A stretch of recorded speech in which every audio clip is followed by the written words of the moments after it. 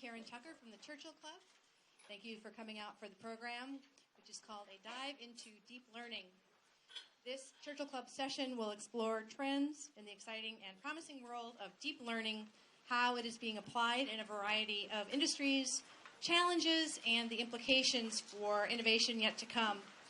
Here to lend their perspectives, we have a very distinguished group of speakers. Browne, co-founder and head of product at Bonsai. Alisa Choong, EVP Technical and Competitive IT, Tacit at Shell. Jeremy Howard, co-founder of fast.ai and also a distinguished research scientist at USF and faculty at Singularity. And Todd Mostak, CEO at MapD. And leading them in conversation is Jim McHugh, VP and GM at Nvidia. After their onstage discussion, we will be offering some breakout discussions that are led by some of our speakers, as well as lunch. So please stick around and participate in those if you can. There are some pages on your seats that explain a little bit how that works. We would greatly appreciate your participation so that we can gather insights from you as well. We very much appreciate our partners, Shell first, for instigating this event and topic, and also Nvidia, especially Jim McHugh, because he was invaluable in configuring the content for the program. And then last, but certainly very importantly, very grateful to Skadden for opening their doors for this wonderful conference center for our event this morning. Churchill Club is a nonprofit business and technology forum operating in the Bay Area for over 3 decades. And we present up to 30 programs each year in support of people like you who are working to advance innovation and economic growth, as well as social good. We try to choose topics that are ripe with opportunity, that are not already over-discussed. We try to surface new insights in these discussions. We always ask our speakers to share fresh information and never to pitch or promote or position. We are member-supported. We invite others in the audience to consider joining us. We would love to welcome you. If you're tweeting, please use the hashtag Churchill Club, and you will find other Twitter information in your bulletins. And with that, let's welcome Jim and our speakers to get our discussion started. Thank you.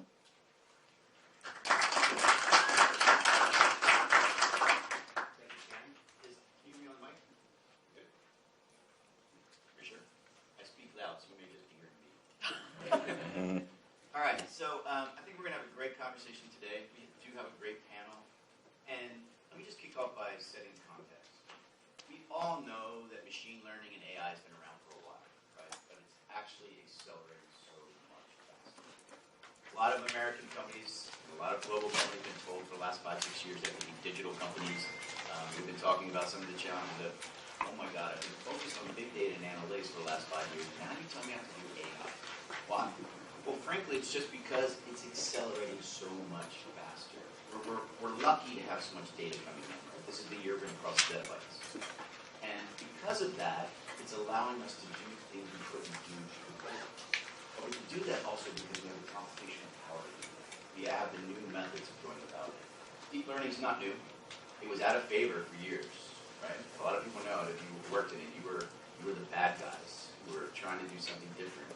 But now, ever since friends like Alex Krzyzewski and Andrew Yang and others put a lot of weight behind it, it's everywhere. Google, Facebook, Baidu, Tencent, Microsoft, all have bought 100% into it. You guys have AI in your life every day. It's there. It's influencing a lot of the things you do in consumers. And what's great about that, just like in the old days of web services, what we learn in our consumer world eventually influences our business world. So that's the trend we're going through right now. There's a lot of examples. Self-driving cars. We collect the data there. We can put cars out on the road. We collect data. We can actually simulate the data for self-driving cars. Medical. Take all the medical research information that's in publications, etc. It's amazing combining that with AI, what doctors can do. They can detect diseases. They can actually take any CT scan and tell you what your bone density is at a very high rate. Also, we're looking into robots. Think about it. All cars is the first AI robot, right? And manufacturing. If you ever make a trip to Japan, which I did have the luck to do this year, what's going on in personal assistance because of the aging population is incredible, right? Even up here in Berkeley, we have the Berkeley robot for the elimination of tedious tasks, otherwise known as Brett. Brett has gone through incredible improvements in the last year, and he started off by just trying to stand. And the goal when Brett was trying to stand was get your head as high as possible. Not someone programmed stand when I raise my hand or stand when I push this button. No, they gave him a goal, and he learned what he needs. So, with that setup, today we're all going to learn like humans learn. We're going to actually have an interactive component. I'm going to encourage a lot of interactions with the audience.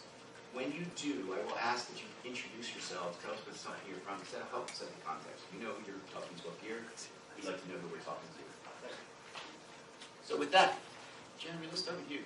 You're spending a lot of time teaching people about deep learning and AI and doing courses and making it accessible. What are the things that you do really well? Sure. Well, my collaborator Rachel and I at fast.ai are entirely focused on deep learning, both building the tools to make it more accessible and also building the educational content so that anybody can use it. We're extremely interested in bringing it into the enterprise.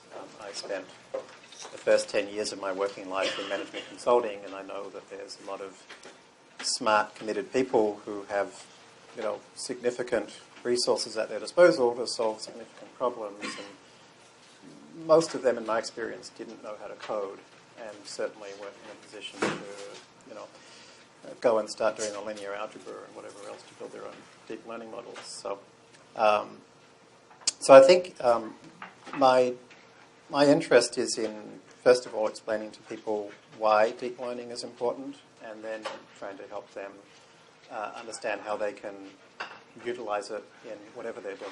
So, for example, prior to fast.ai, I spent 2 years building the first deep learning for medicine company called Analytic, where we developed systems mainly focused on radiology, for example, significantly increasing the accuracy and how early stage you can detect malignant cancer. Awesome. So let's go to the position of Shell. Because you are a company, right? We're all coming to you and telling you AI is going to be so wonderful. What are the things that go through your head when you hear about this? Let's start with Shell. Shell is an integrated oil and gas company. Why is that important? Integrated means that we do it from upstream all the way to downstream.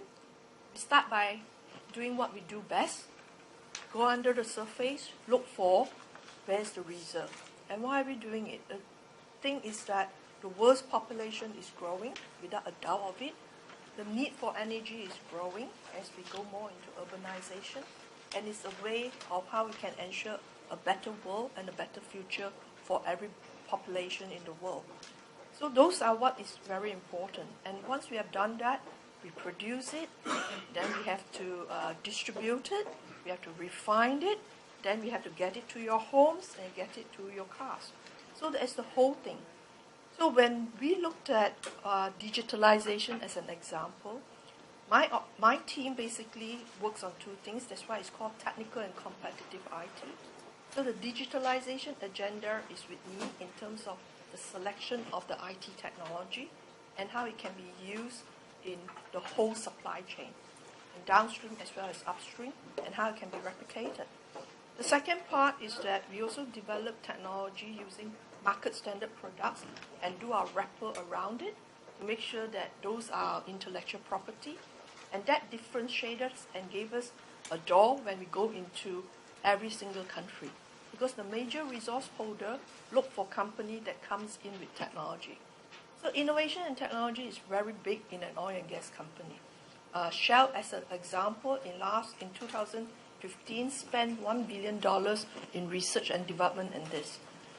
Going forward, digitalization is also going to be quite key, and we all know that very well. We started, like you say, in the consumer world, looking at our consumers, analytics around it, doing campaigns and packages around that. But very soon, we are now looking at a world that, what we have is lots of data, be it all the data that we have in the subsurface, how do we visualize that. And the data we have in monitoring all our operations forward. We have got 5,000 critical rotating equipment that we looked at a central location. Remember, what I'm saying is only 5,000 critical rotating.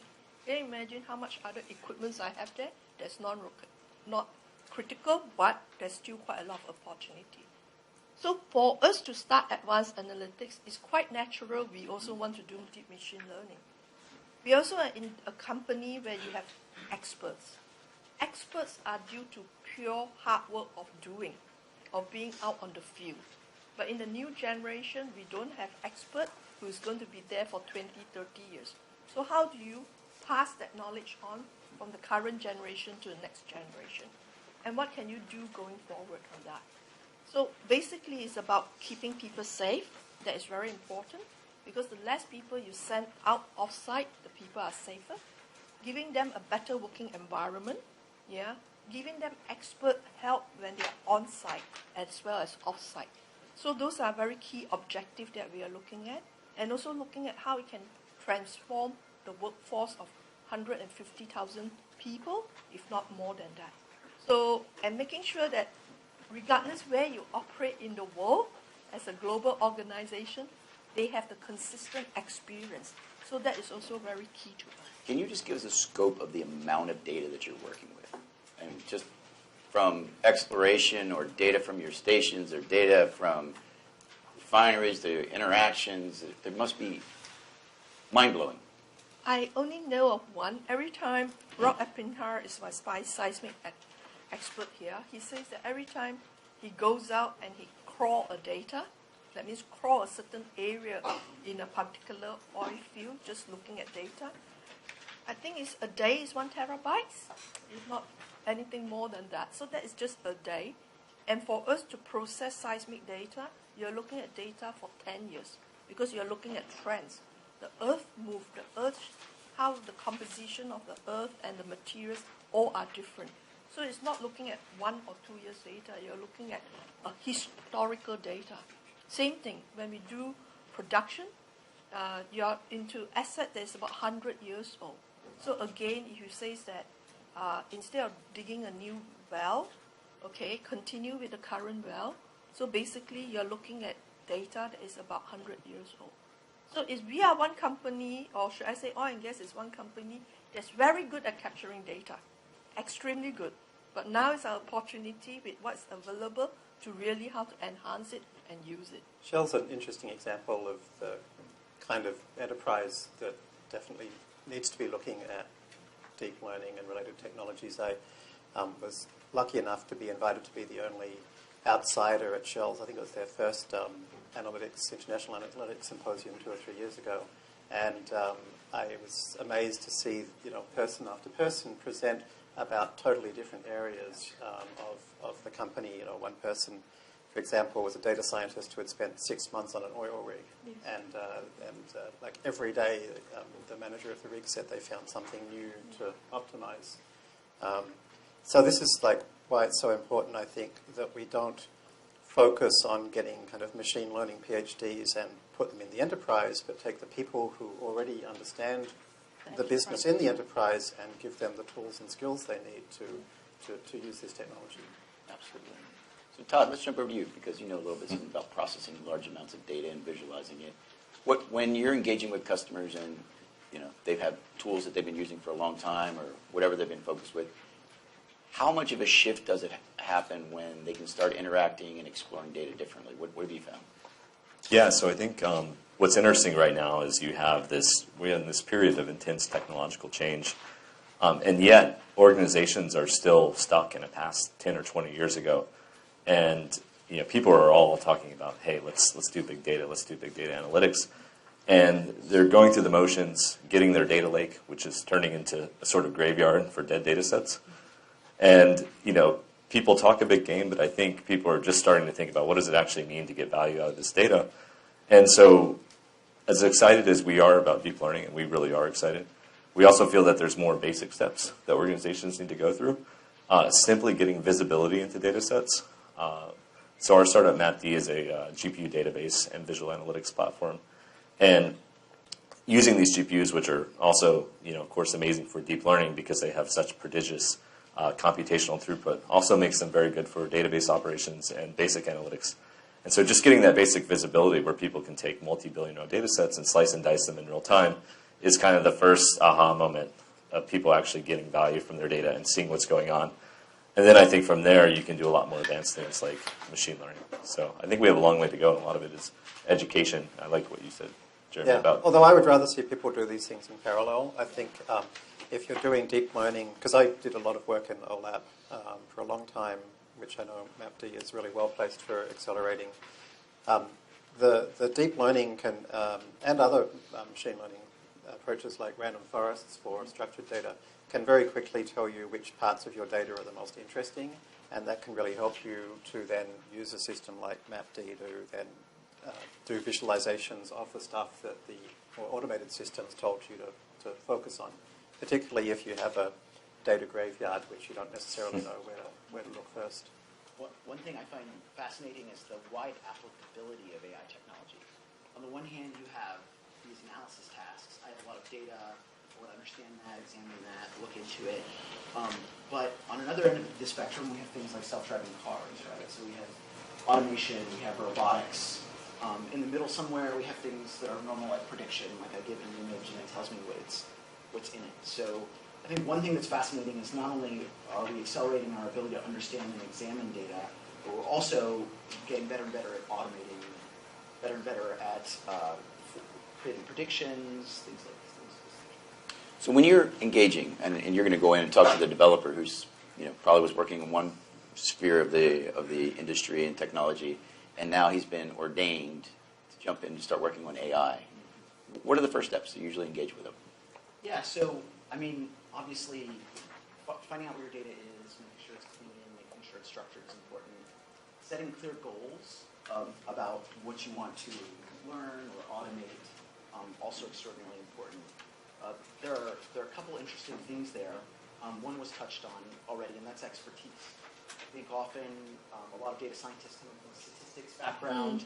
They mentally enter and they say, just let the data speak for itself. But the truth is, practically, if you're really going to build a model and you're really going to make things work, the expertise matters. Knowledge that's in that domain matters a lot. It decides the features of the model with more traditional frameworks. In Bonsai's framework, it's in our platform, it's something that's like a core component of what you model and what you describe. The other thing I would note that's fascinating that's related to data is exploding not just in you have a bunch of devices and it's being collected, but it's in the simulators you said before. We see in like robotics or in self-driving cars that first they're training in simulation and then they're training with the real reported road data. And data is being generated in various and sundry ways. Some of it exists across organizations already. Some of it is being made per minute, per second, per millisecond. I don't know if everybody realizes that, but augmented reality is going to influence how we look at data. It's going to data that we're missing, we can actually create. And I was thinking about that actually when you were talking about how you're going to train that next generation. Augmented reality also will come into a place there. Just before we move there, could I just respond to one issue that Kim mentioned, which is the role of the expert? I think the role of the expert in setting up what's the business goal we're trying to achieve or optimize is vitally important. On the other hand, I think the role of the expert in deciding how to clean and structure and engineer the data is something to be extremely careful of. I spent quite a few years at a company called Kaggle, which has about 500,000 data scientists and runs machine learning competitions. And in nearly every one, the winning entries turn out to be ones where all of the data structuring ended up getting done automatically by the algorithm, and all of the previous best practices based on hand-engineered features turned out to be less good. And this is really what we've learned from deep learning. So let me interject there. So was the problem that there was experts involved, or was it the path they took to come to that outcome? The problem was the difference between hand-engineered filters and hand-engineered features versus automatically developed ones using, in particular using deep learning. So what I've experienced personally is very, very often when I get a data set from an organization, it's already been filtered and cleaned to the point that everything interesting is gone. Whereas if you give me actual raw data, then I can do a lot more with it. So that's an interesting point. I mean, To build on that point, that is also something we are looking at, because data is always clean, data is facts. The other part we have to lay on top of it is the human psychology and the emotions. If someone is to drive on that same road every day, the data is very clean, okay? But why on that day he's driving the same road, it caused him to roll over and lost his life. So that has nothing, sometimes it's not the data. because it was an autonomous driving vehicle, that's why. Yeah, but again, if you think about it, that's the part that we also challenge a lot with, when you have a lot of clean, structured data. Let me put a scenario out there. There's a scenario where we've been handcuffing our data scientists and our data engineers for years. Because we've been putting challenges out to them, and we've been saying, we need this answer. And they've been doing it with tools and mechanisms where they can only get statistically directionally correct. And how many times have you heard this? It's not 100% conclusive, but directionally, I think we're going in the right area, right? And so because we've spent years limiting that, and if that's the data that you're going, that it's been statistically directionally correct, and then you start training off that, it's possible, highly likely, that you're training with the wrong data set. I think that's what, Jeremy, you were alluding to. Well, I mean, it's in fact the kind of previous statistical-based approaches, I think, are what's driving this over-cleaning, or one of the things. So if you're not going to give me the raw data, what are you going to give me? It's probably going to be like discretized grouped data, such that a traditional statistical tool could look at like an over table and say, with a p-value of 0.05, this is less than this. What this misses is that all modern machine learning techniques can handle all the variables all at once and find deeper structure. And that means by doing it that way, it removes all of the noise out of the data. So you don't need to discretize it and group it. You can get something with a p-value of 0.0000001 directly from the raw data. So I think it's, don't filter out the noise, like the car that rolled over. It didn't have a lower speed because it's an outlier. It had a lower speed because it had a car crash. So don't group it into average speed per road segment.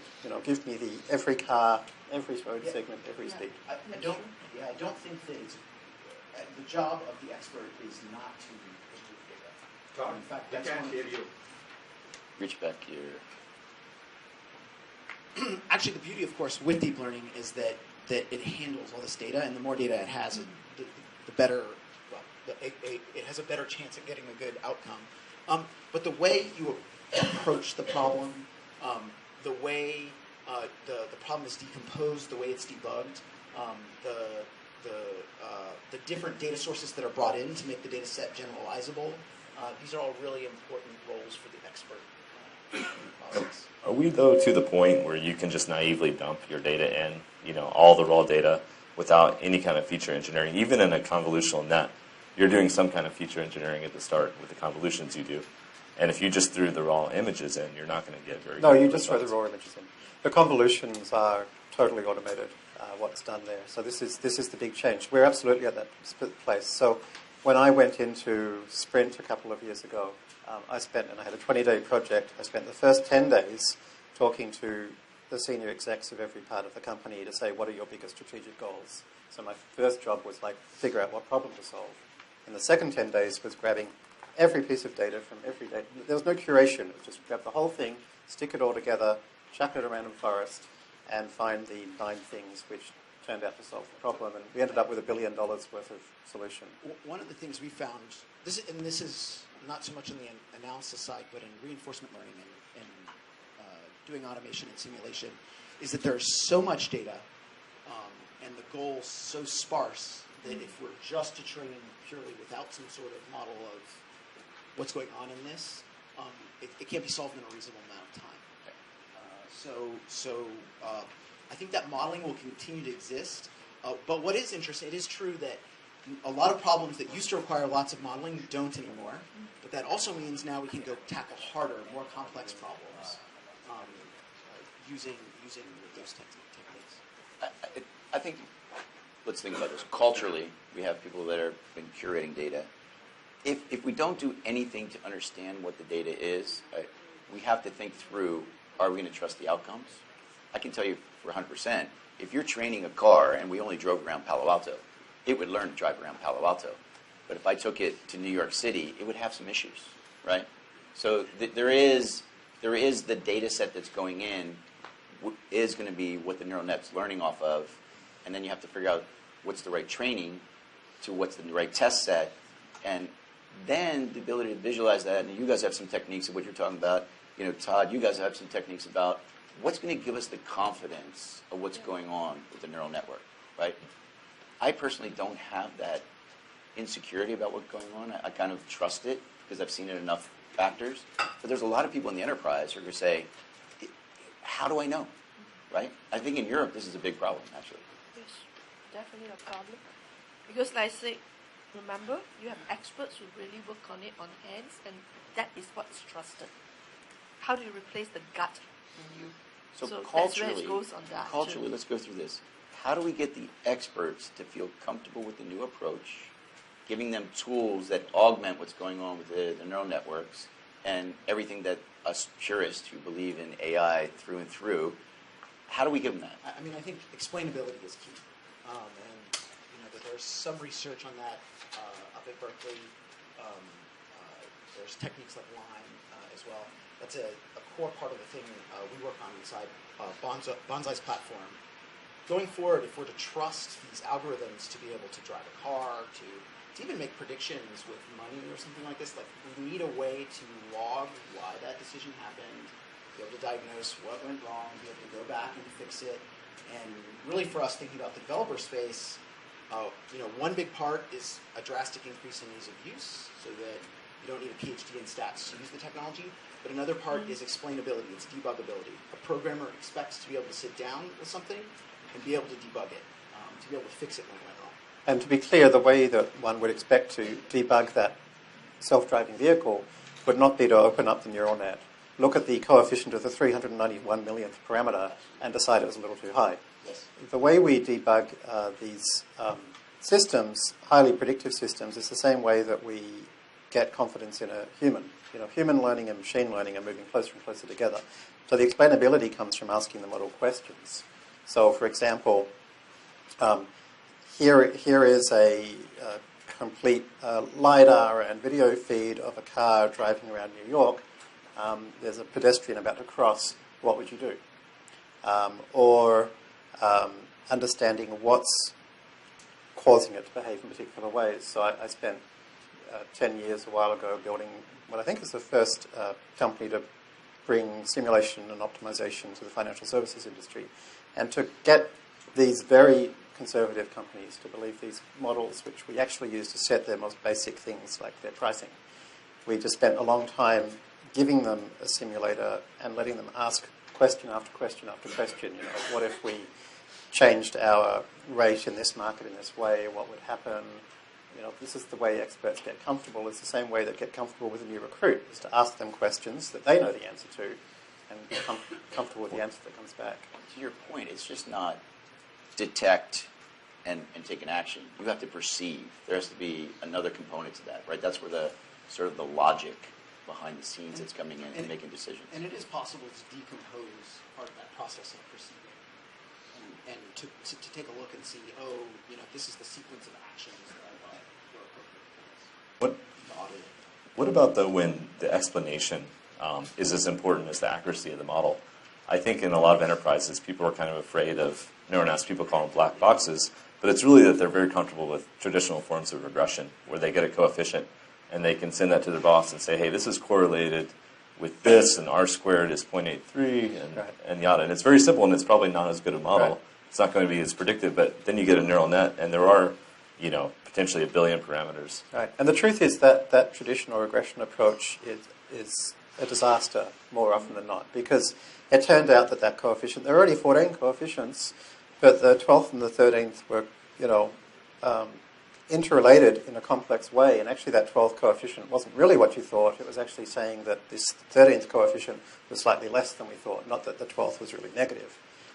There's a paper which I would highly recommend everybody. The most important paper of the last 30 years in data science. It's by one of the folks at Berkeley, who you mentioned, Leo Breiman, who invented the random forest and the most widely used classification tree.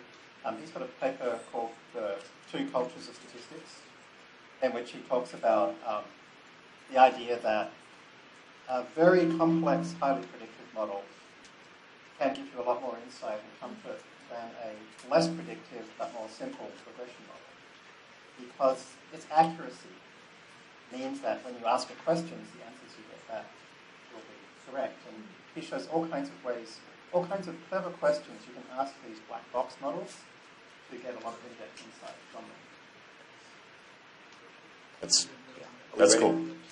Go ahead. So are we ready to take a question or two from the audience, and we'll come back to moderate back here, and then we'll go to the audience? Is everybody okay with that? So I have somebody with a mic nearby, so we can all hear the question. I also speak loud, so it's okay. Oh, sorry.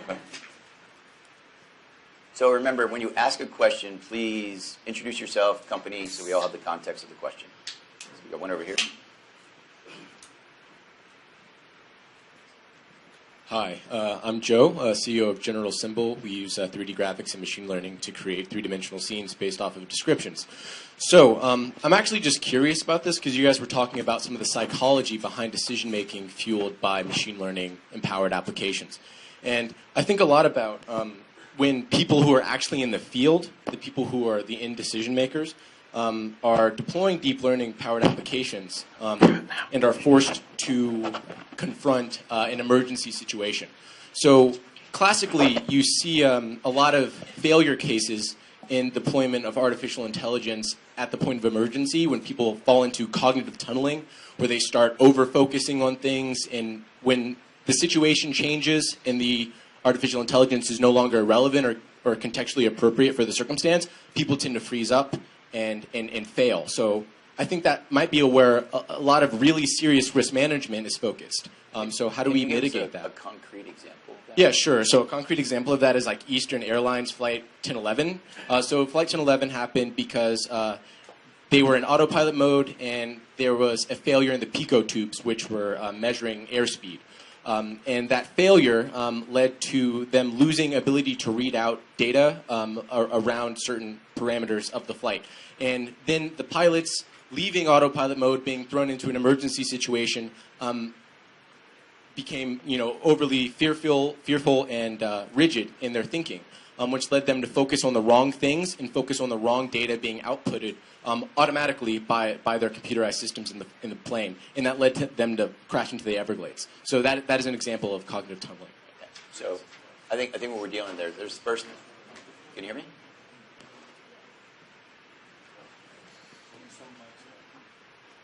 Does my mic work? Okay.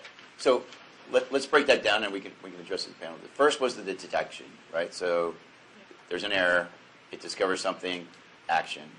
Then there's the perception, what am I going to do, right? And then there's the action itself. So, the question is, where did the breakdown? You're saying it broke down from perception to action. Yes.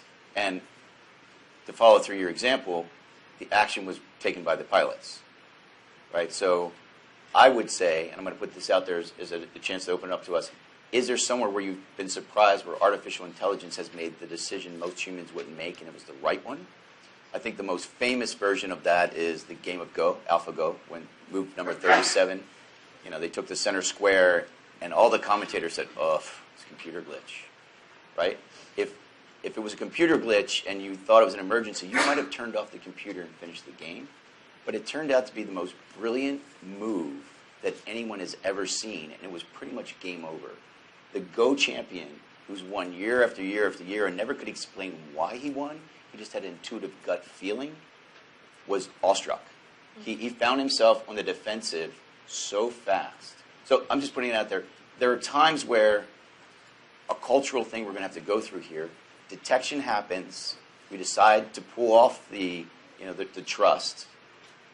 Most airplanes, I think like 15 minutes out of the entire flight are flown under autopilot, right? So now here's the question: where do we make that decision? So I'm posing that as a question, Yeah, it's an interesting question about where do humans sit in the loop, and I think the long-term trend has been that they're moving higher and higher and away from the loop, being directly in the loop. It's very important. While we don't necessarily trust these machines or these algorithms, it's very important to improve that display. And you're right. There's lots of human factors problems there, and they're not solved. It will continue to be important to display information to the users that are sitting in that loop, but I do imagine a future not too distant from now where humans will be sort of above that loop and commanding down on the plane instead of, maybe not with aircraft because of the regulation, but with a car, you're giving it a high-level command, go to this location, and then it's following through. And then if you disagree with how it's going to the location, you give it feedback, and it makes decisions about how to compensate. I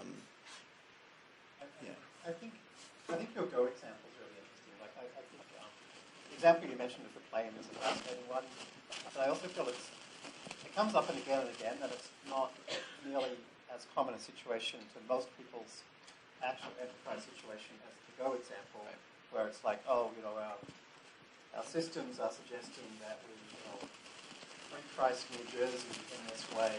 That obviously sounds stupid. Let's ignore it. And that's for most of the last 30 years, if a model tells you something that sounds stupid, it has meant that the model's stupid, and a lot of people don't trust models for that reason. The difference now is that, for example, in that Go example, DeepMind actually has lots of tools to provide explainability of the Monte Carlo search tree and of the convolutional neural net, such that we didn't get to see them. They could figure out straight away why it was doing that move because they had these tools. Unfortunately, almost no researchers are working on that tooling right now. We know it's possible. Some people have done little bits of it, but it's a bizarrely, totally ignored area of actually creating things that take deep neural networks and show us the incredible amount of information that we can actually draw. But I've seen some of the things that DeepMind had, and they certainly knew right away why that was important. We have an announcement in January you should check out. No more product announcements. But anyway, let's take another question from the audience. My name is Ramu Sunkara. I am the CEO of a startup company called Sync. We are leveraging machine learning to assist us to do intelligent sharing and retrieval of all the content and people and events we attend. And my question is on the size of the data set, right? For example, Jim, you mentioned about this radiology thing, right? I don't know that I would trust the machine to read my radiology and tell me I have this cancer or not, right? I would rather have a human being who's well trained over a period of time, to assist me. So my question is, what should be the size of the data set that helps us to give us reasonable confidence in these predictive systems? Well, I'll put two things out there. Size of the data set really depends on how well annotated it is. Really well annotated data on retinal scans, you could train a deep neural network to be more accurate than someone who's worked in the industry for years and years and years. So if it's well annotated, there's people from SAP in the audience, they have a lot of well annotated data. The amount of training they can do on a very specific thing is incredible. But the truth is, if you have a lot of data, which I think Jeremy was laying out, somewhat annotated, somewhat not, it's going to find patterns that it's going to take a doctor to do for a long time. We live in the U.S. HIPAA will require these things to be advisories, assistance to the doctor, and we'll gain confidence through that level. But no, I wouldn't discount that result at all. I built that radiology system, so I can tell you exactly what we use in terms of data. Can you hear me now? Yes. So I built that radiology system, and I can tell you what we used. It was a surprisingly small data set. We had 1,000 examples of people with cancer and 5,000 examples of people who didn't have cancer. And we had almost no annotations. The only thing we knew is which quadrant of the lung was the tumor found in, if it was there. Having spent 2 years working on that problem, I can tell you I would never want a doctor to look at it. I would only want it to be looked at by a computer, and I would not want anybody to override it. I also say this as somebody who has had in my family a neuroradiologist give the wrong read on a brain CT scan. almost to disastrous effect. And I absolutely know that that would not have happened with a computer. And it was because of what you mentioned, which is it was a somewhat rare situation, which any computer would have seen that rare situation because it would have looked at the whole PAX is like the database capability, the whole PAX archive. And there's no question it would have come up. Whereas the only human at UCSF that had seen this thing was the one guy who happened to be an expert in that thing, and luckily, at just the right time, he happened to see the scan and goes, no, it's this rare thing.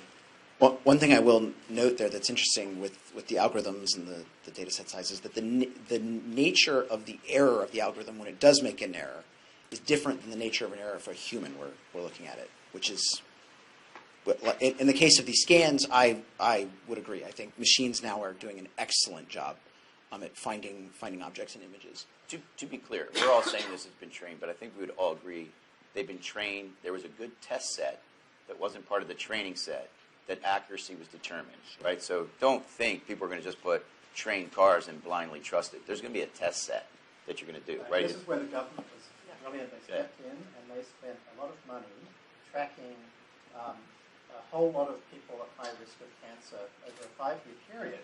And so our test set was, we ended up getting cancer.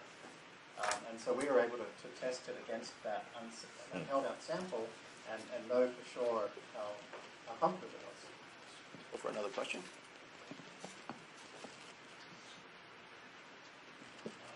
Hi, my name is can you hear me? Yes. Okay.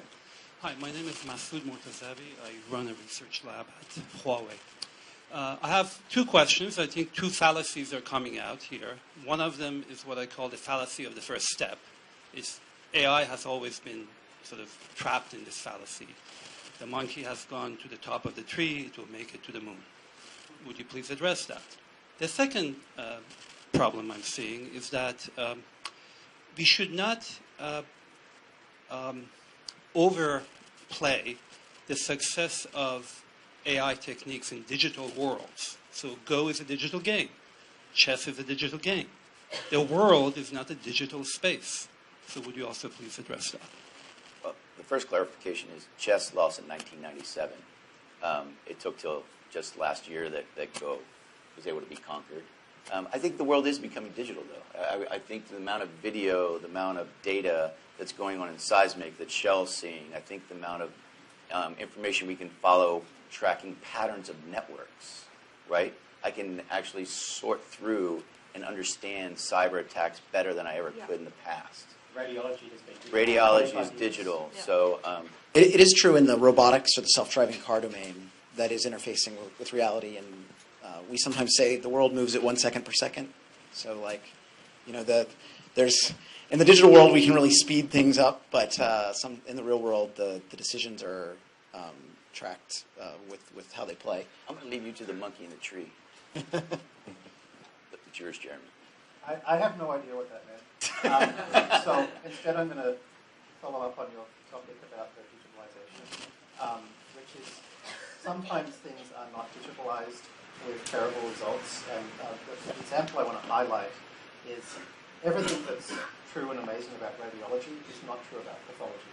So radiology is looking inside people with MRIs, CTs, X-rays. Pathology includes things like reaching in and getting a little bit of tissue from the tumor and looking at it under a microscope. The FDA has, as yet, not approved the ability to look at a digital picture of that slide, which means that we can't utilize experts elsewhere for this type of thing. And it also means we do not have the 25 years of digitized pathology scans in radiology. And even if we did, we would have no way to train the algorithms that we've done in radiology because none of it's been digitized. So sometimes the world is still analog because of kind of bloody-mindedness or stubbornness or politicking or whatever else that leads to these kind of stupid decisions. And this costs lives. Not being able to apply life-saving technology because people have intentionally held back the ability to digitize the data, it kind of drives me crazy. Similarly, we know that if we were to combine various medical databases, and we know ways to do that safely, again, we could save many, many lives. And we choose not to because it's more convenient politics to avoid that one kind of, no lawyer ever got fired for saying no, I guess is the problem. Mm-hmm. Right here in front. Oh, actually, sorry, in the back, and then we'll come to you. Sanjay Marimadaya. I'm an entrepreneur. I recently built a deep learning solution to predict application performance at Computer Associates in our accelerator program. So the question I have is more about the use cases. Not every company is ready for a moonshot program like self-driving cars. So what are the parameters you would suggest we consider as the first project that large companies can target, from the maturity of algorithms to the impact? And I would also request if you can remove your mic and speak to it. We can hardly hear Jeremy. All right, so why don't we start with Keen, because this is basically what you were leading to earlier, is like when people are thinking about a project, they have to change their perspective. Yeah, so, I mean, gosh. So there are, usually when we're working with companies on first projects, we identify something where it's relatively low risk, there's an expert involved, there is perhaps a data scientist involved, there's an engineer involved, and work to really bring them together and make sure they're successful within that one project. And then once we have that evidence, we move forward with something more complex or sophisticated. Really, at the end of the day, a lot of the exploration and analysis is understanding your business and what's important to it, and figuring out what is it that makes you special, and how can you bring in this technology to complement that, to enhance it, to discover something, to automate something. I don't know if that helps. It's kind of general. What do you think about the difference between experimental, I'm just going to let this find things that I can't possibly find, or I'm setting specific goals, I'm trying to accomplish a business activity? Well, I mean, a goal can be, I want to discover some information. I have all this data. I want to know more about it. A goal can also be, I have this process and I would like to make it work better. I have these predictions I want to make. I want to make them. I think we are talking about enterprise here. Yeah. So a lot of enterprise do spend a significant amount of the time looking at what's the business challenge and what sort of outcome could be the possibility, and how to get to the outcome faster at the lowest possible cost. Experimental is good, but like I said, this is enterprise. Yeah. There's only a certain amount which is experimental in that sense. Important thing is what we are trying to apply in all this is how could we get to the outcome faster, and how we can save people's life and make a place better for people to work here. I think enterprise has to be very careful, though, of their attitude to risk, because I've actually, at Singularity University, I have a lot of exec, kind of Fortune 500 exec audiences. And for a few years now, I've been kind of preaching to them to get data-driven. As yet, I am yet to find a kind of legacy expertise-driven company that has successfully become data-driven compared to the companies which start data-driven, like your Googles or Facebooks. Increasingly, what we're finding is that a company that is born data-driven, once it comes into the space of a legacy company, and this is a risk which is kind of hard to quantify and manage, which is that by being conservative, you are dramatically increasing the probability of a company-destroying event, which is a competitor comes along and does what you do better.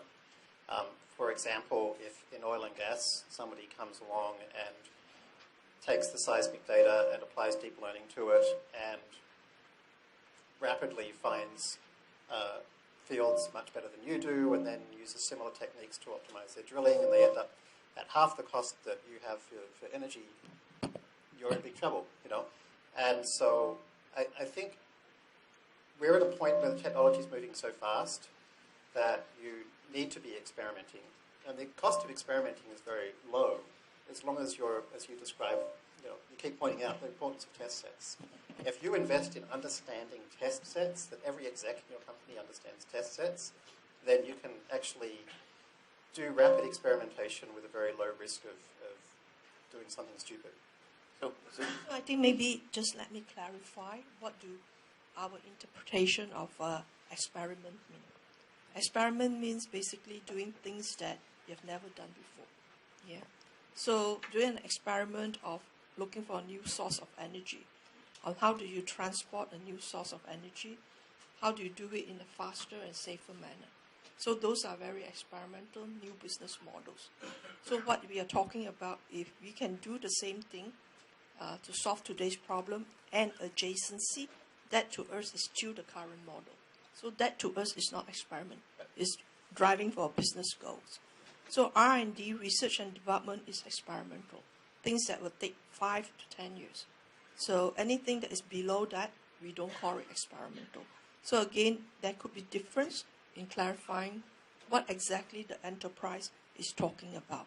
I think that's a great point. I think the one thing I'd mention is the huge cultural challenge that legacy businesses face. So, for example, I know in oil and gas that the vast majority of the kind of technical expertise and traditional approaches is based more on modeling. You know, there's this kind of difference between model-driven and data-driven, which is what that Browne paper I mentioned focuses on. A model-driven approach says, this is our best understanding of the fluid dynamics of this system, this is the best understanding of the geoengineering of this system, blah, blah, blah, and let's kind of combine all these models together to create a huge simulation.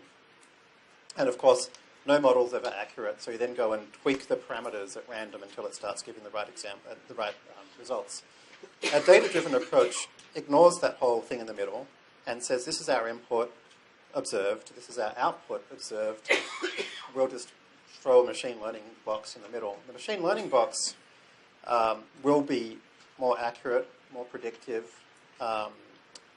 easier to create, but all of that expertise that you've built internally to create, and it's not just oil and gas, this is true in finance, this is true in logistics, it's true in every big organization I've seen.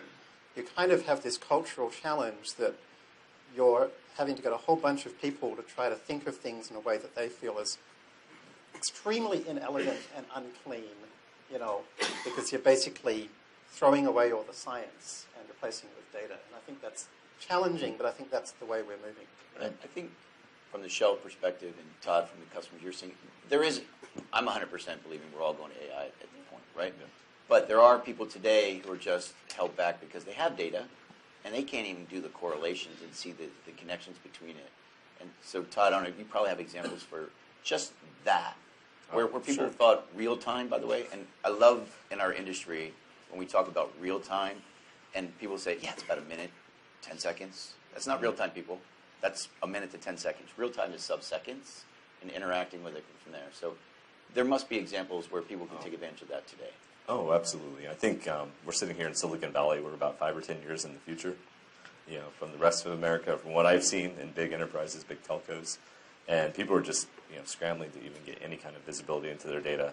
And the idea of applying deep learning is probably foreign if they've even heard of it. My question is, and I actually don't know this, so I'm asking the panel here. How far away are we from, you know, a non-data scientist being able to take a set of data and put it into, you know, a neural net or some deep learning algorithm and basically get some answer out that they can interpret that's a model?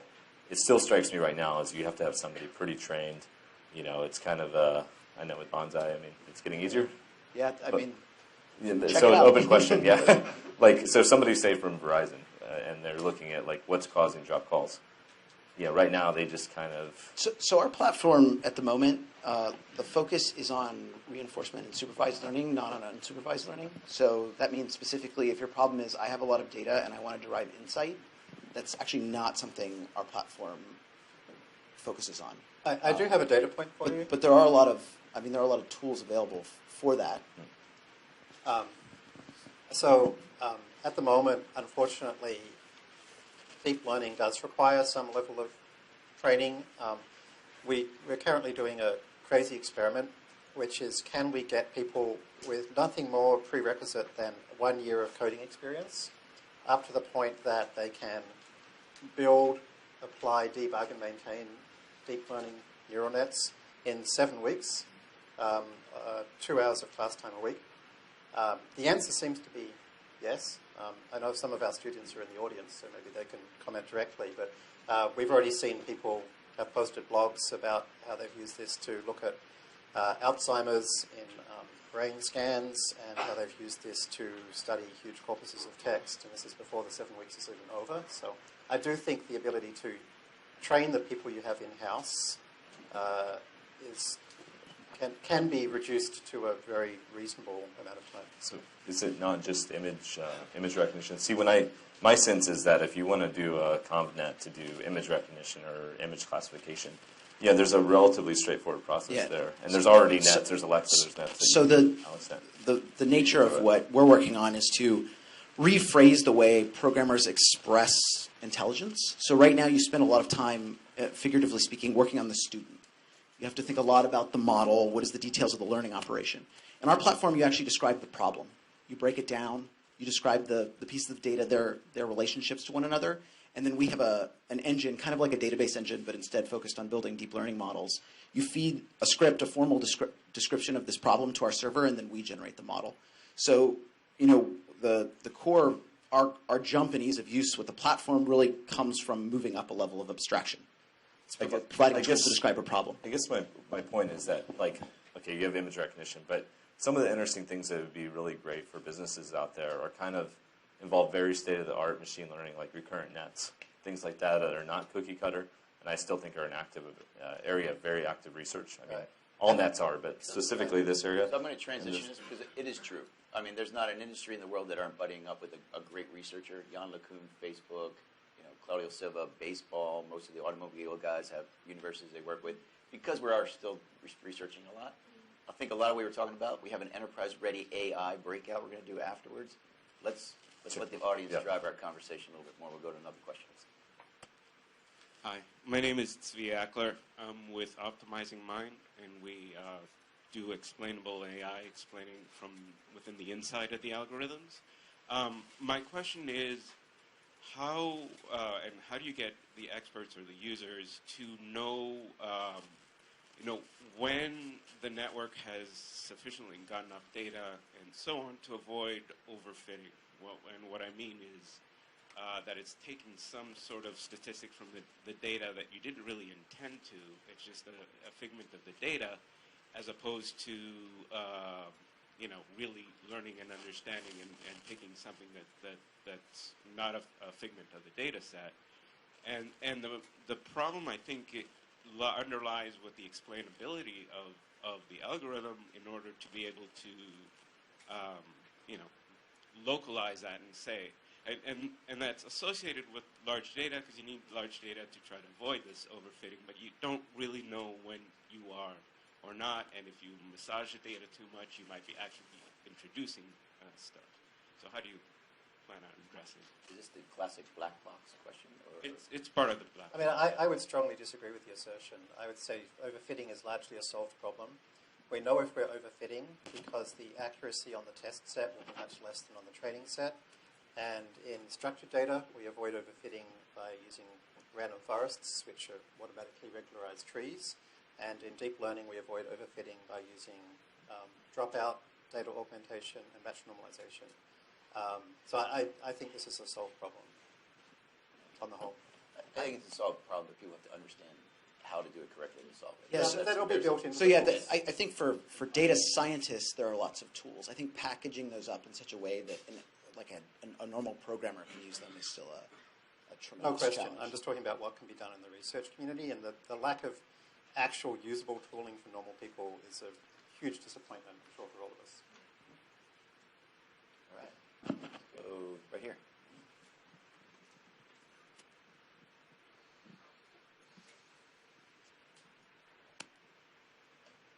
Hi, my name is Xiwei Zhou, Director Engineering Team in SAP Innovation Center, Silicon Valley. Most of the time working with customers, try to bring the innovation from SAP to the market. So I have two questions. The first, we talk about for example, in healthcare, the radiology image classification by machine. Actually, I have a talk with my doctor yesterday regarding my eye scan picture and how we figure out what the disease could be and so on. So So in the future, there's a lot of automation from the AI. Then how do you guys see this impact to the global economy? And how about the workforce transformation in the future in the entire industry, in the society? And the second question is, in the human being, we learn a lot. We have gut feeling. We have a lot of structured information. Also in the enterprise, we have a lot of processes and structured information that's already optimized by human being, right? In the AI, in the deep learning, we just focus on data to get data and train and to have the data to figure out what is the best way. And how do you see the combination of these two together can bring better automation or better optimization for the enterprise, for the society? Who's the brave person to go first? I can actually comment on it, but... Sure. In healthcare, I guess I should respond to that part. Healthcare is, by many measures, the world's largest industry right now. Healthcare kind of consists of two components. One is figuring out what's wrong with you and what to do about it, and the other is doing the thing. They're about half and half in terms of economics, and the first half is entirely data analysis. It's not how doctors do it, but it is entirely data analysis. There's going to be a huge impact of automating that piece. In the developing world, where most of the people in the world live, there's a shortage of doctors, about a 1 in 10 shortage of doctors in places like India, China, Indonesia. So this will allow billions of people to have access to modern medical diagnostics for the first time. On the other hand, there are many industries like truck driving, which are rapidly in the process of getting automated, that do not have a huge shortage of experts. In medicine, it would take, according to the World Economic Forum, 350 years to train enough doctors to meet the needs of the world. Whereas truck drivers, we're going to see a very different result, which is suddenly we're not going to need truck drivers anymore, except for very special situations. And the impact on the economy of all of those areas is that we're going to have to find new ways of handling kind of the social support of having vast groups of people who we don't need their skills anymore. I think it's an interesting point. We talk about self-driving cars, but what it really means is the transportation industry. And transportation, shuttles, and truck driving are much larger than personal cars. Right? So it's actually, that's a great point. But it'll be safer as well when you have trucks that are driving their path and you stay on them and go from there. Can we add a great book on this topic is Connectography? A great book on this topic is Connectography by Greg Connor. And you had a second question was about data and the structural information in the system. Yeah. It's kind of interesting because slightly to the black box question, I think you gave a different version. People have emotions; they have built things up. Is that me now? Is anybody's phone on? No, mine's off. So when we talk about these neural networks and how to understand the output of it, I think it's important to remember there's a lot of days.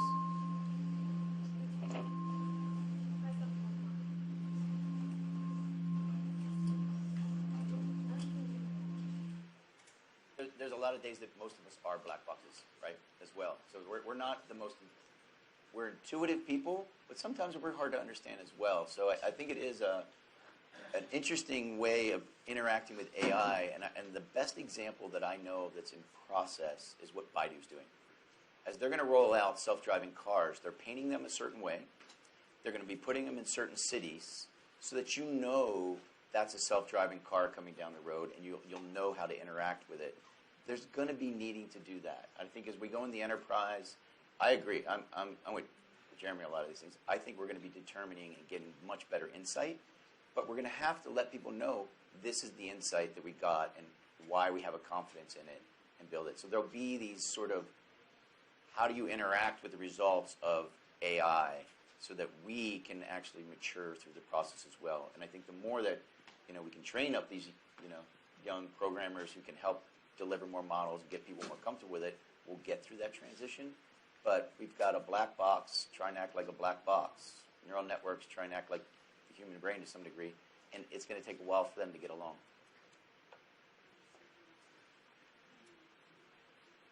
way in the back had his hand up for a while, and I kind of looked this way.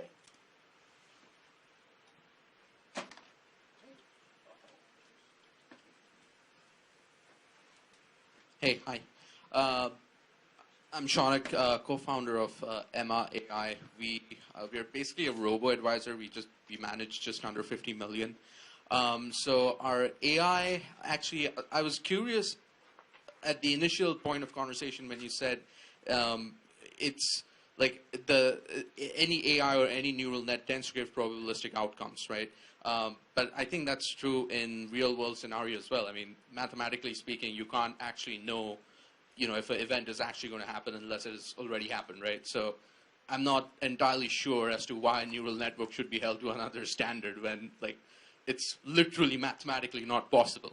So that was my first one. My second point was more on a study that we did with CNN back in September, and CNN had asked us, and I'm bringing up the horrible events of November 8th again, but CNN had asked us to do a study on the elections, and our AI took data that goes back to April 2015, and this is all Twitter data, by the way, so it's all in the public domain, and it basically created a model of prior experience, and then it took anomalies into account. So the anomalies were, there's the horrible terror attack in Paris and Brussels in earlier this year, and another anomaly event was the S&P going down 10% in the early part of this year.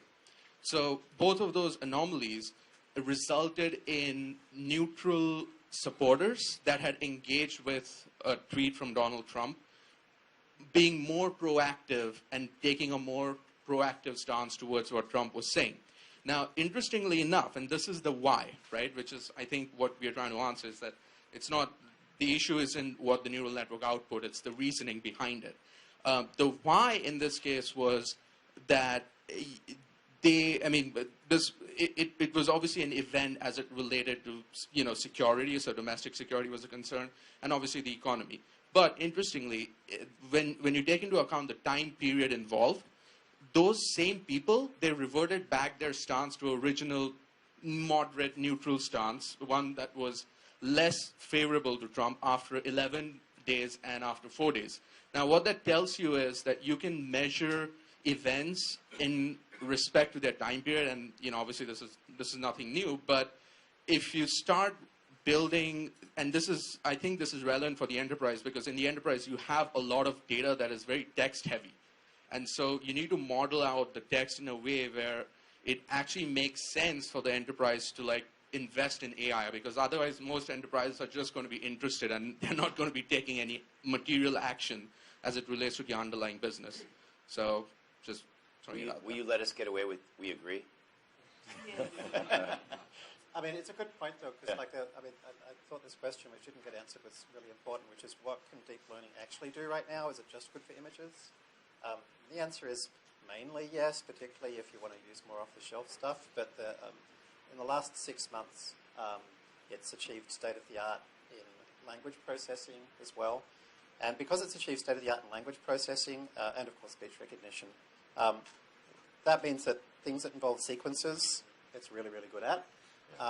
Which means I think we're going to see pretty soon that it's going to show state-of-the-art results in things like anomaly detection, in things like finding a leak in your gas line, finding a fraud in your e-commerce history, or other kinds of time series analysis of those types. There's nobody nobody I know of in the research community working on that right now, but I do think it's really low-hanging fruit that's going to go pretty soon. I think one of the things that's exciting about deep learning is that we refer to it as one thing, but it's actually a bunch of things. It's a bunch of algorithms that are solving a bunch of different kinds of problems. So that's something that's exciting. I mean, it's mainly two things. It's RNNs and CNNs, basically, and variations of the two. So CNNs being things that can look at kind of largely fixed size boxes or lines. So music, a piece of music, an image, a volume, such as a video or a radiology image, and RNNs, which are things that have sequences that have state.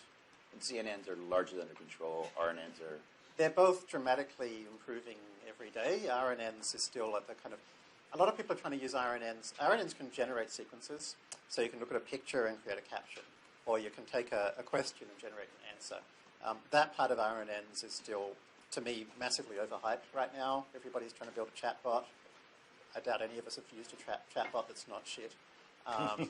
So that piece people are kind of working on and probably expecting far more than we have ready right now. I actually am quite proactive. I think the chatbots are going to get a lot better. Absolutely, the they will. trees are going to get a lot better. I think there's tools now that are pretty good at listening to my intonation. If I was a sales guy on a phone, it would tell me, hey, you know, that guy got a little annoyed when you said that. But I am shocked at how little investment companies are putting in something that will get them a lot more bang for the buck right now, which is rather than creating some robo-advisor on their e-commerce front end, why aren't they creating the thing that tells them that, you know, drops their fraud level by half, or drops their credit issues by half, or, you know, these are critical things involving time series, or, you know, dramatically increases their drilling productivity.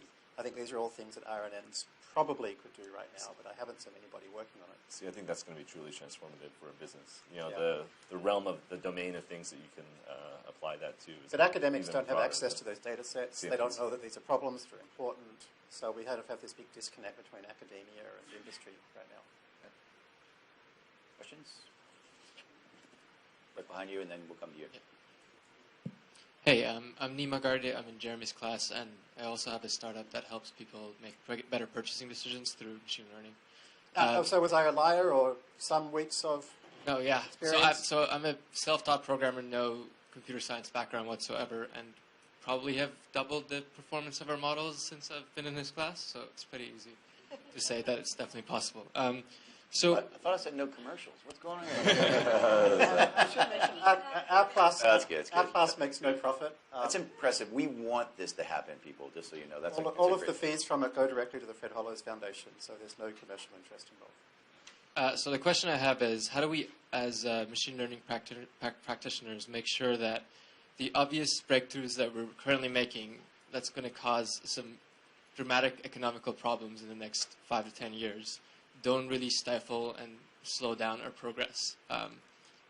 Because policy will come into play the moment you get rid of 2 to 5 million jobs in the U.S. when it comes to truck drivers and possibly taxi owners and all these other jobs. So I'd love to talk about that a little bit.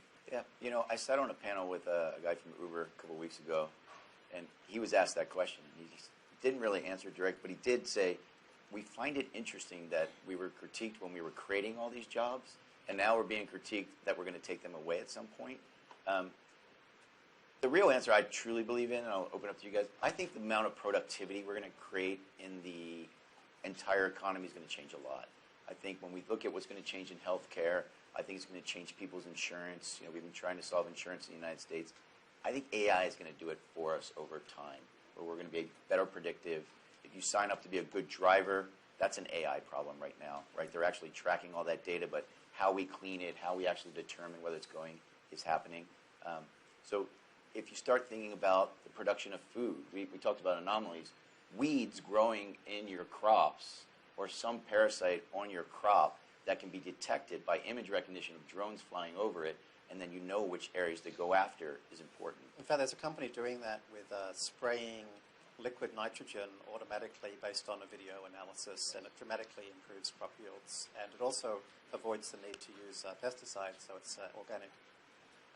So if you think about all the productivity gains we're going to be experiencing, I'm bullish. I do think it's good to share this knowledge. So if you have knowledge of AI or how to build this technology, it's good to share it. It's better when more people have this technology than fewer.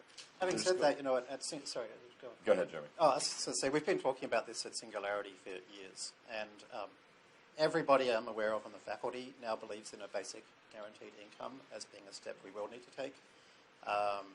We are all convinced that, as far as I'm aware, I don't know anybody in the faculty who feels otherwise, that over half of the jobs will disappear and will not be replaced by anything we would currently recognize as jobs, and that will only increase. And so a transition going through a negative income tax and then to a basic income guarantee will be necessary over the next N years. I don't think I'm prepared, or anybody is prepared to say how long N is, but I think we need to be kind of culturally ready to accept this idea.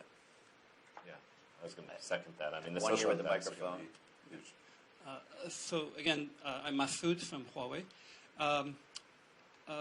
So when Turing wrote his paper, 1950 paper, and he launched AI, he was smart enough to just pose a test. He didn't say what AI was, how to build the systems. He just said, this is a test.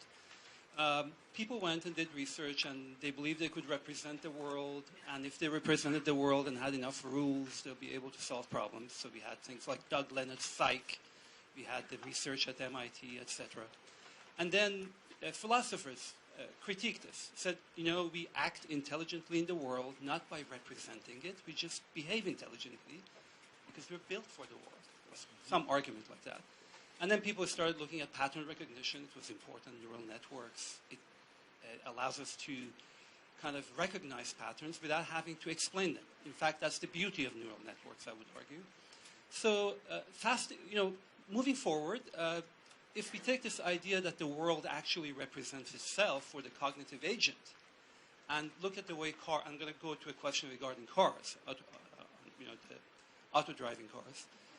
Imagine what happened when we went from horses to cars. Horses accommodated to cars, and then cars changed the environment we lived in. We have roads, suburbs, signs, lanes that make it easier for human being, not the horse, to be driving, sitting in the machine and driving it using our cognitive brain. So the question I have is this.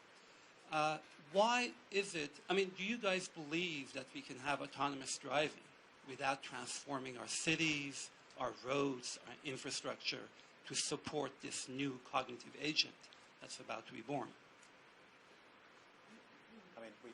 We shouldn't. Right? I know one of the, there's a fascinating bit of research from a guy at Singularity called Brad Templeton, who shows how, he calls them robocars. He used to work on the Google team. Robocars can reduce pollution by a long, long way. It's less polluting than even the most efficient Tokyo trains at peak hour. But to get there, we need to be doing things like, we'd have a bunch of cars. Almost nobody would own one. They'll be circulating all the time. It'll be kind of more like Uber. There would be no need for parking on the whole, because why would you park something that's just circulating around? That'll be a totally different infrastructure to take advantage of that. I also think this is sort of a question about the nature of change, and it's not so clean like that. It's not like this changes then that or that changes then. It's a interplay. So as the self-driving cars get better, then certain other things will change, and then once those things change, they'll impact the way self-driving cars change, so on and so forth, and that's how change unfolds. Yeah, I think it's important to remember all the examples you gave in self-drive. That's detection, right? So that part we're pretty good at right now. If you listen to Jan LeCun or some of the other people talking about the common sense aspect of next, perception, and how you make the decisions, that's really what the industry is working on now. So it's a couple years. My understanding, though, is he's talking about the changes in infrastructure that happened when the horse changed to the car, and indeed when the horse changed to the car. For a while, cars were considered wildly out of control and totally inappropriate for the environment in which they lived, and that was because they lived in an environment that was built for the horse. Yes. We may well see the same thing with self-driving cars for a while. First thing, we'll get rid of the mirrors because they're not useful anymore. But anyway, let's go on. They're legally required, and so is the steering wheel. Legally required. At some point, the because mirrors of are regulation. That'll take 10 years. They're drag on wind and increase. I think it's also going back to how the enterprise have to prepare for the change. Yeah, how in every role, how digitalization and all this will change how a person works. And so that itself is something that we are preparing for as well, to have that sort of conversation. Because you need to work with new cities, you need to work with making sure the workforce that comes in is quite appropriate to think that way. So, wow, that's louder than I thought it would be. So, I grew up in the passenger seat of an 18-wheeler. So, when I was a kid, my dad started a trucking company, and now he has a number of drivers, over 10 at this point. Every summer, until I graduated high school, I sat in the passenger seat of that truck and saw how that industry has been for the past 50 years. And last summer, I sat down with my dad and all of his drivers, and we talked about what would happen upon the introduction of autonomous fleets. And they're incredibly apathetic. They do not even retraining. They do not believe that there will be a transition. They think that legislation will step in and save them. This is the belief of every truck driver in America today. My issue is training can help, but I do believe that it's more about empowering drivers and changing the conversation around what is possible for someone who fills that role in society. I talk to my dad and I say that it's not that your drivers will not be useful. They are not the useless class of people. I don't think that's fair to call anyone a useless in the useless class. So if a driver can manage one truck, with autonomous driving, he can probably manage 5 trucks, which means we can have 5 times speeds, like five multiples in productivity of autonomous fleets. Do you think we're thinking about productivity of these people appropriately? Well, I'll point out, I think when most people are talking about autonomous driving vehicles, there's completely autonomous, but then there's the idea that it's actually assisted driving. It's like there's still pilots on planes. So I don't think the transition is going to be falling off. One day we're going to say, pull all the drivers out. There'll be assisted driving, and there'll be various levels of assisted driving. Like maybe during this stretch of road, we won't need the driver to be active, but there'll be some other components as you're pulling into the city or some other interactions that you will need. So it's not going to be a complete cutoff. Think about the toll booth, right? I mean, we talked about that. That was going to go away for years, and slowly but surely it is. Fast Track will replace those people, but there's still some interaction that is required that's going on there. Often when technology is introduced, the expectations around the output of that technology are raised. So I think video production is a great example. When producing video was very expensive, then our expectations of production quality were quite low. As video production has gotten cheaper and cheaper, our expectations get higher and higher. And I'm inherently an optimistic person. I believe that that this technology will raise that bar, and that lots of people will be able to participate, and we'll be able to see things that we can't even imagine right now, both in terms of what people are managing and in terms of what people are creating. I think we're down to our final moment. Do we have time for one more question? We do. In the back of the room there.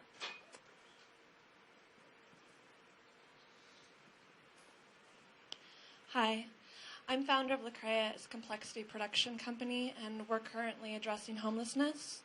In LA, we're trying to integrate AI into a new community model that's ameliorating the 78% affected by any kind of mental issues. I'm actually just really curious about the panel's opinion on how this kind of machine learning can be used. Sorry, I'm really nervous. It really goes into relation of the nature of change. And I'm curious what your opinion is on the social implications and how this might be seen as a way to stimulate empathy and social movement around these unsolvable problems. I think that's an amazing question, and thank you for working on what you're working on. I think it is something that, I don't know, offline we would love to follow up on, because I think it's a worthwhile thing that you're doing there. As far as how you address offline, it. also, one of our students is working on applying deep learning to mental health issues, so I can help put you in touch with her. You guys, I'm sure, could talk. So, what about wrap up? Last thoughts, you guys? Maybe we'll start with our esteemed guest from Shell. I think as an enterprise, we all know this is the future. And we have to address a lot of issues, be it the social issue, the regulations, and even the natural human issues that needs to get there.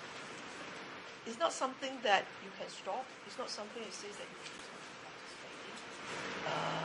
Like what you said, it's something that just needs to be done, but you do it with a great consciousness of what do you want to achieve out of that. So to us, it's a critical issue, and we continue to work with academians and other industry to see how we can make this world a better world with giving energy to more and the higher populations that we are expecting. On that topic, I would say, since I don't know if there's anybody else here from academia, but plenty of folks from industry. please realize that on the whole, academia is not working on the things you care about and do not understand the things you care about. So if you want them addressed, you're going to have to do it yourself. In order to do it yourself, the way to do that is to invest in your people. I have again and again seen companies, particularly larger companies, underappreciate their technical staff. They fail to put them into management positions. They fail to listen to them, most of all. I like what is now the CTO of the United States, DJ Patel, talked about creating your Spock in Star Trek. You know, Captain Kirk always listened to Spock, the data-driven guy, because over time he realized again and again Spock gave good advice, despite the fact he didn't understand any of the human stuff that Kirk did. Often your Spock will be somebody you don't feel a great connection to, you don't really know where they're coming from, but they're going to be giving you the right answer. And so rather than bringing in some outside academic or some consultants or some whatever piece of software, unless of course it's Bonsai, invest in upskilling your people and on listening to them. Once you get the plug, you might as well go next. Sure. I mean, I think that for those of us in the data scientist community or in the AI community, we have a responsibility to enable people.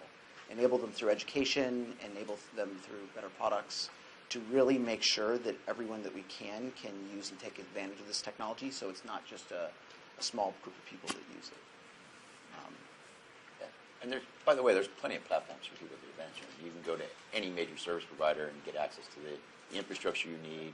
More and more, it's accessible. So, and I think it's great that we have people after training great students to do this kind of stuff. Yes, me too. So, Todd, until we get there. I mean, I just think it's an exciting time to be alive. People have talked about AI for a long time, since Turing or longer. And, I feel like we're actually at the precipice of a big, big change. And, you think back to the PC revolution and, people thought it would be tremendously economically disruptive in a good way. And actually, it's not borne out that much. People have PCs, people have mobile, but, GDP per capita didn't really go up in the long-term trend that much. I think this is going to be very different. It's going to transform economies. It's going to save lives. And it's also a little scary, of course, because there's going to be a huge amount of disruption. And I think, I'm with you, Jeremy, that we have to address that. Andrew Ng calls it the new electricity. It's not the new internet, it's new electricity, both in terms of the impact on society and the impact on the economy. And I think he's right. Awesome. Well, with that, Karen, we'll give it back to you. Thank you so much for this forum. Thank you very much, everybody, for sharing your views so candidly. We really appreciate it, and great audience participation. Appreciate that as well. As a very small gift for our speakers on the stage this morning, we do have for each of you a Churchill Club speaker T-shirt. All right. Nice.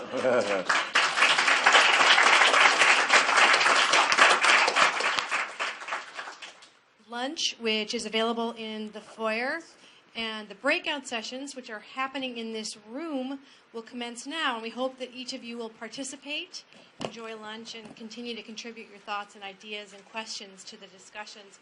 The three breakouts are machine learning, deep learning, which will be in the very back, led by Jim or one of his Nvidia colleagues. Accelerated compute platform, right there in the middle, which will be led by Keen. And enterprise-ready AI over there, which will be led by Todd. A recording of this program will be available on our YouTube channel within the next probably 3 days. So you will also find recordings of our other things there. We hope you'll find them useful. And that's a wrap. Thank you. Enjoy the rest of your day.